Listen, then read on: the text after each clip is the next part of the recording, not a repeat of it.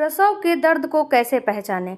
Hello मित्रों, मैं पूजा आपको अपने यूट्यूब चैनल में बहुत बहुत स्वागत करती हूं।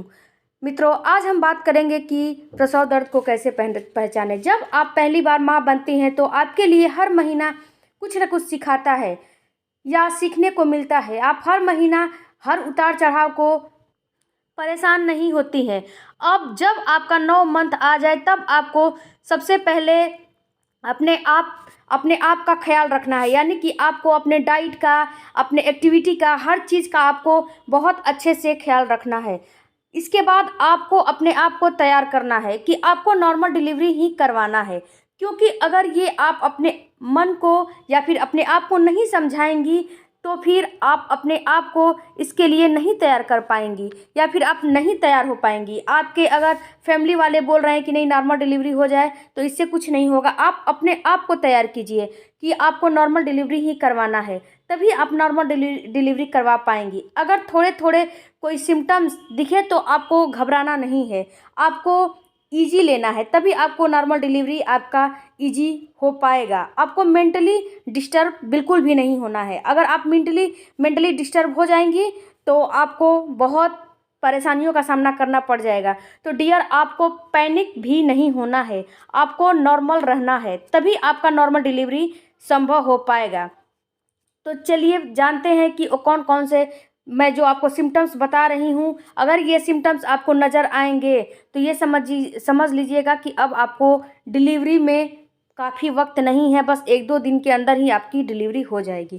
पहला सिम्टम्स है, सबसे पहला आपको ये दिखेगा कि आपके पेट के ऊपरी हिस्सा खाली हो गया है, यानी कि आपका जो शिशु है अब वो नीचे आ गया है, हेड डाउन कर लिया है, और जो ऊपर का चेस्ट के भाग का एरिया है वो बिल्कुल खाली हो गया है और आपको इस समय वहाँ हल्कापन महसूस होगा।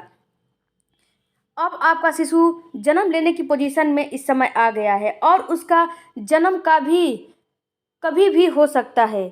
इसके साथ आपको पीठ, कमर, जांघों में दर्द शुरू हो जाएगा और ये दर्द घूम घूम के होने लगेगा, यानी कि आपके पीठ से लेके पेट के तरफ से और नाभि के नीचे से दर्द होगा और ये दर्द घूम घूम के होगा। जैसे पीरियड में दर्द आता है ना, वैसे आपको दर्द होने लगेगा।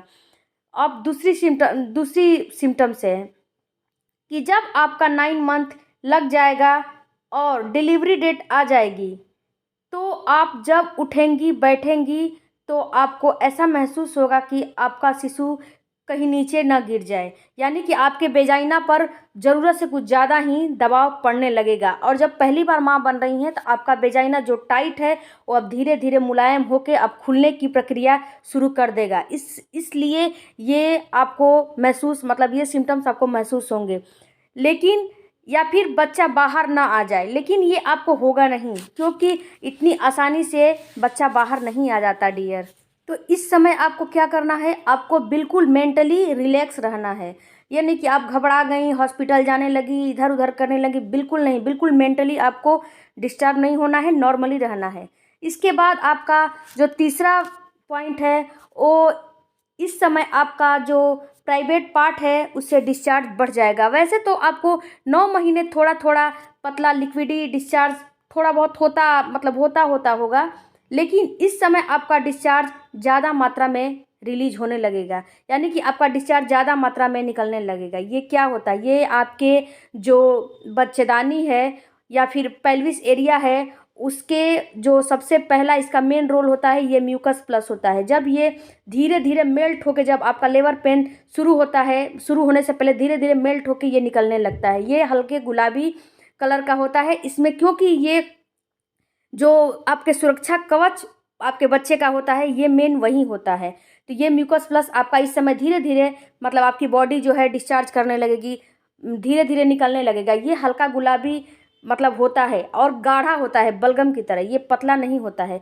या फिर कभी कभी आपको पतला भी पानी निकलने लगेगा, लेकिन वो पानी हल्का पीला या फिर वाइट नहीं होगा, गुलाबी पे होगा, क्योंकि उसमें खून का थोड़ा बहुत धब्बा भी आपको महसूस होने लगेगा। इसके बाद आपकी पानी की थैली फट जाएगी और भारी मात्रा में आपका बॉडी पानी डिस्चार्ज करने लगेगा, यानी कि आपकी बच्चेदानी की जो पानी की एमनियोटिक फ्लूइड जो बच्चे के आसपास में तरल पदार्थ पानी या तरल पदार्थ रहता है वो फट के निकलना शुरू हो जाएगा। इसके बाद आपको पेट में ऐंठन, कॉन्ट्रैक्शन स्टार्ट हो जाएगा, कमर में, पैरों में मरोड़ होने लगेगा। कई बार ये झूठे भी होते हैं, लेकिन जब आपका रियल लेबर पेन आता है तो आपको 1 घंटे में कई बार आएगा और ये रुकने का नाम नहीं लेगा। और आपको जब झूठा लेबर पेन होगा तो जब आप अपना पोजीशन चेंज करेंगी तो आपको वो लेबर पेन शांत हो जाएगा, फिर वो दोबारा नहीं आएगा, 4-5-6 घंटे के बाद नहीं आएगा। और जब रियल लेबर पेन आएगा तो आपको हर 1 घंटे मतलब हर 10 मिनट, हर 1 घंटे, हर आधे घंटे पे वो 2 बार, 4 बार, 5 बार आएगा ही आएगा और बढ़ता जाएगा और रुकने का नाम नहीं लेगा। तो मित्रों, ये था हमारा इन्फॉर्मेशन। अगर आपको अच्छा लगे तो हमारे वीडियो को सब्सक्राइब करके ही जाइएगा, मैं आपसे ये रिक्वेस्ट कर रही हूँ। और आपका बेबी हो जाए या फिर होने वाला हो तो हमारे कमेंट बॉक्स में ज़रूर लिखिएगा। और धन्यवाद। God bless you. आप अपना और अपने बेबी का ध्यान रखें।